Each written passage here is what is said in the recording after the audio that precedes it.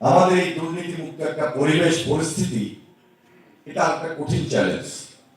কোন রাজনৈতিক প্রভাবের কারণে অথবা দলীয় প্রভাবের কারণে কোন সাধারণ মানুষ, সাধারণ ব্যবসায়ী, একজন বিশিষ্ট ব্যক্তি, সমাজের সাধারণ মানুষ ক্ষতিগ্রস্ত হবেন, এই সুযোগ লক্ষ্য থাকবে না ইনশাআল্লাহ।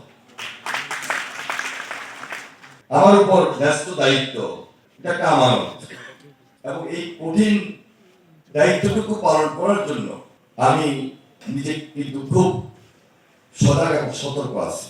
চেয়ে গেছিল আমাদের দেশে দুর্নীতি, আমাদের এই দুর্নীতি মুক্ত একটা পরিবেশ পরিস্থিতি, এটা একটা কঠিন চ্যালেঞ্জ।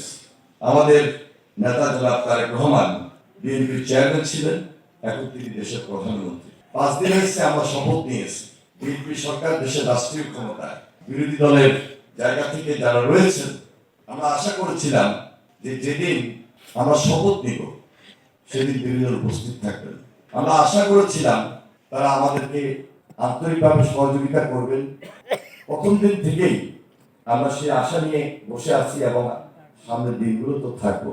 আমি মনে করি যে বিরোধী দলের এখানে নেতৃবৃন্দ রয়েছেন, আমাদের এই সহযোগিতার কথাগুলো ওনারা ওনাদের কেন্দ্রীয় লেভেলে জানাবেন। একটা সরকার শপথ নেওয়ার মধ্য দিয়ে তাদের কর্মকাণ্ড শুরু হয়। সেদিন যদি ওনারা উপস্থিত থাকতেন, তাহলে বাংলাদেশের যে গণতন্ত্রের জন্য যে ফাইট, দীর্ঘদিনের যে প্রত্যাশা, আকাঙ্ক্ষা, আন্দোলন, সংগ্রাম,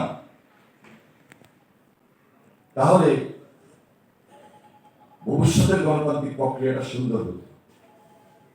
হয়তো অতটুকু চিন্তা ওনারা করেন নাই, কিন্তু এখন থেকে চিন্তা করতে হবে বিরোধী দলকে।